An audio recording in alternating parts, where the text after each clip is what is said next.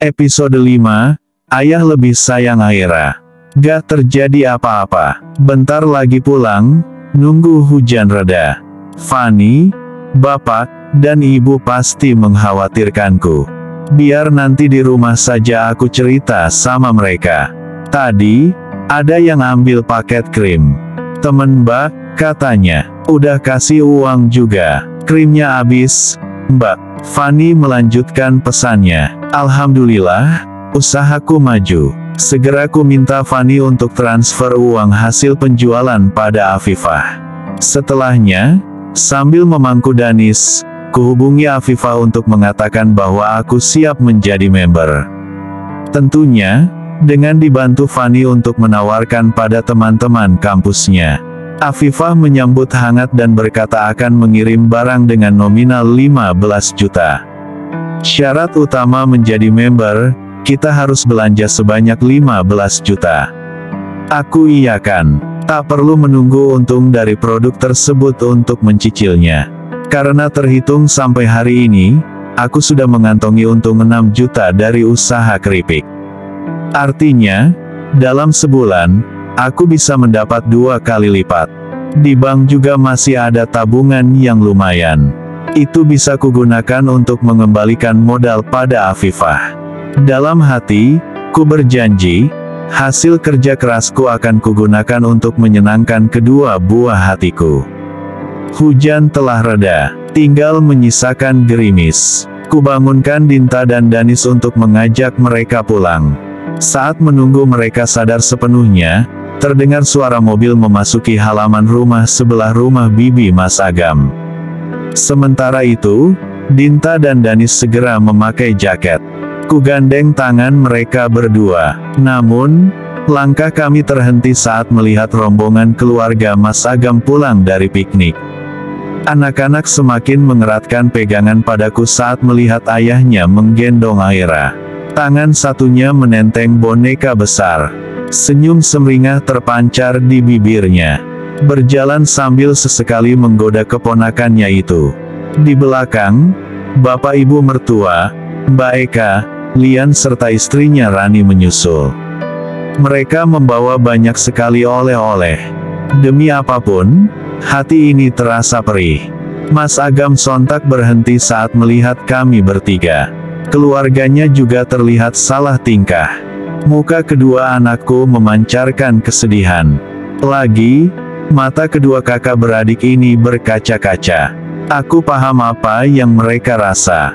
Seumur hidup, belum pernah mereka diperlakukan seperti Aira saat ini, baik oleh ayah, maupun kakek neneknya. Aku berjongkok demi mensejajarkan tubuh dengan Dinta dan Danis. Kuusap pelan kepala dan mengecup rambut mereka. Mencoba memberi kekuatan atas apa yang dilihatnya. Sayang, mau sama ayah atau pulang? Pulang, jawab mereka dengan kompak. Dinta, Danis, datang gak bilang-bilang. Sudah lama, ayo, masuk, sini, Mbah ada oleh-oleh buat kalian. Tergopoh ibu mertua berlari merangkul kedua anakku. Sedangkan yang dirangkul terlihat enggan. Danis menggeleng, semakin mengeratkan pegangan pada lenganku. Mas Agam terlihat kikuk. Segera diturunkan Aira dari gendongannya. Anak perempuan yang berusia 3 tahun itu berlari riang sambil menggendong bonekanya. Asyik, dapat boneka dari Pade. Soraknya dengan girang sambil berlari masuk rumah. Mbak Eka dan Lian sudah masuk lebih dulu. Rani menghampiri dan bersalaman denganku. Ayo, Nia, anaknya diajak masuk. Ini, ada oleh-oleh dari Gucci, ajak ibu mertua Ibu Nusri. Bila belum berbicara serius, beliau memang terlihat biasa-biasa saja. Namun, ketika terlibat sebuah obrolan, maka akan terdengar pula kata-kata ketusnya. Bapak mertua entah kemana, aku tidak memerhatikan. Enggak, Bu, terima kasih. Kami pamit pulang saja, sanggahku. Jangan, sini, masuk dulu, masih gerimis. Nanti saja, kalau hujan sudah benar-benar reda. Beliau masih memaksa, semesta seakan tak mendukungku. Tiba-tiba, hujan turun kembali. Terpaksa aku mengajak Dinta dan Danis masuk ke rumah yang saat ini terasa begitu menakutkan. Kami sudah berada di ruang keluarga. Bersama bapak mertua yang terbaring lelah, Mas Agam yang terlihat salah tingkah sedang memainkan gawainya. Serta ibu yang sibuk memilah oleh-oleh, Lian ada di kamar. Sedangkan Mbak Eka terkesan menghindariku, sibuk di dapur bersama Rani. Terdengar suara cekikikan mereka. Sepertinya, tengah bercanda, hal yang tidak pernah dilakukan bila bersamaku. Berusaha menahan debar hebat dalam dada. Aku mengalihkan dengan memeriksa handphone. Afifah mengabarkan bila proses pendaftaranku sebagai member telah disetujui. Ia memang sudah meminta persyaratan administrasi sebelumnya. Aku sudah mengirimkan foto KTP dan KK serta buku rekening. Nanti sore, barang siap kirim ke rumah kamu, nih. Oke, makasih, Fifah. Uang yang kemarin udah aku transfer, ya. Besok aku transfer lagi 10 juta buat daftar membernya. Biar gak banyak utang ke kamu. Kurangnya aku lunasi 2 minggu lagi. Balasku. Wah, lagi banyak uang. Ya. Godanya, tetapi tidak aku balas. Suasana hatiku sedang tidak enak. Makasih, Nia sayang. Semoga sukses. Balasnya lagi. Oke, amin. Jawabku, singkat. Faina ma'al usri yusro, ina ma'al usri yusro. Di setiap kesukaran pasti ada kemudahan. Aku harus berpikir positif. Keadaan saat ini benar-benar menjadi ujian bagiku. Dan aku tidak boleh terpuruk.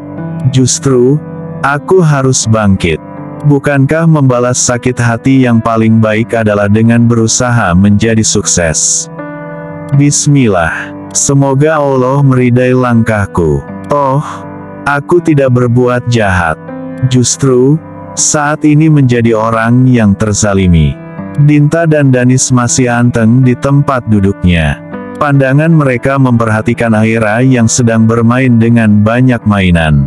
Aira, Mbak Dinta sama Mas Danis diajak bermain. Dipinjemi mainannya. Kamu ini, mainan udah banyak, kalau pergi masih selalu minta dibelikan. Kalau gak minta sama Mbah, iya, sama Bude Eka. Tapi, seringnya minta sama Pade Agam. Aira manja banget sama padenya. Kamu juga, Gam, terlalu manjakan Aira. Ibu berbicara sambil memasukkan oleh-oleh ke dalam plastik.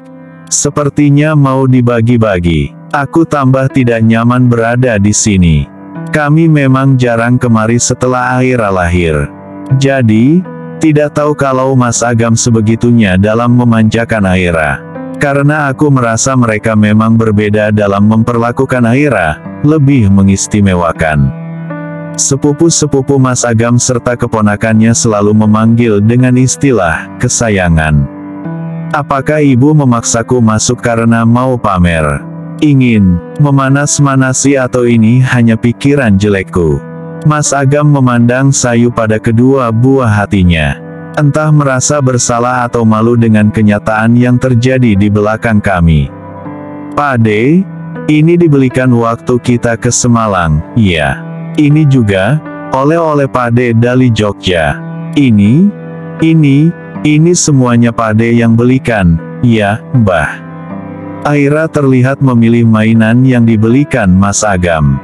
Semuanya bagus-bagus. Pasti mahal harganya. Dinta dan Danis tidak pernah dibelikan oleh-oleh saat ayahnya pergi. Paling, mereka beli saat ada pedagang mangkal di hajatan. Kalau enggak, ya, di pasar. Saat mereka ikut aku belanja. Ternyata, Mas Agam melakukan banyak hal pada Aira, yang tidak ia lakukan terhadap anaknya. Semakin sesak kurasakan beban dalam dada. Bila tidak berada di tengah-tengah keluarganya, ingin aku menangis. Betapa teganya Mas Agam pada darah daging sendiri. Danis, sini, peluk ayah. Gak kangen sama ayah. Tangan suamiku terulur, hendak mengangkat Danis. Tubuhnya perlahan mendekati Dinta dan Danis. Ayah yang gak kangen sama kami. Ayah pergi gak pulang. Juga gak telepon. Ayah lupa sama kakak, sama Danis, iya. Tiba-tiba Dinta berani berkata seperti itu terhadap ayahnya. Aku berpikir, ini adalah luapan kekesalan hati yang sejak tadi ia pendam. Iya, ayah jahat. Ayah gak pernah ajak piknik. Tapi ajak Aira. Ayah lebih sayang Aira. Danis gak pernah dibelikan mainan sama ayah. Tapi Aira sering. Setelah berkata seperti itu, Danis menangis. Kakak juga belum pernah, Dek, dibelikan boneka kayak gitu sama ayah. Aku bingung, mengapa anak-anakku bisa berkata seperti itu. Aku maklumi saja, ini ungkapan sakit hati mereka. Dan bukan sepenuhnya salah mereka bila berani memprotes ayahnya. Anak itu jangan diajari berani sama orang tua, Nia. Jangan juga diajari membenci saudara. Aira itu saudara mereka, harus akur. Kamu gak usah nyuruh anak-anak buat jadi alat agar berkata seperti itu sama Agam. Mbak Eka tiba-tiba muncul dari arah dapur. Mungkin mendengar perkataan Dinta dan Danis, membuatnya punya alat untuk memarahi aku. Iya, memarahi. Karena nada bicaranya tinggi dan tatapannya sinis. Sudah cukup Mbak Eka selalu ketus, selalu menyalahkanku. Aku juga punya perasaan, Mbak. Mereka bicara seperti itu, karena rasa sakit hati mereka berdua. Belum pernah sekalipun Mas Agam mengajak kami piknik, apalagi sampai menginap di hotel. Tapi ternyata kalian sudah sering melakukannya. Dan ini, mainan-mainan Aira, belum pernah Mas Agam membelikan ini untuk Dinta dan Danis. Selama menikah, aku hanya disuruh irit dan hemat. Ternyata, irit dan hematku itu demi untuk bisa menyenangkan kalian. Tidak mengapa bila Mbak Eka membenciku, entah alasan apa. Tapi, mereka berdua darah daging kalian. Sama seperti Aira, cerocosku, meluapkan kekecewaan. Lalu, aku beralih pada Mas Agam. Dan kamu, Mas, tidakkah kamu merasa bersalah? Silakan perlakukan aku tidak baik. Tapi, mereka anak-anakmu yang kelak akan mendoakanmu jika kamu sudah meninggal. Sudah cukup mengalah. Kali ini, aku tidak mau lagi harga diriku diinjak-injak oleh mereka.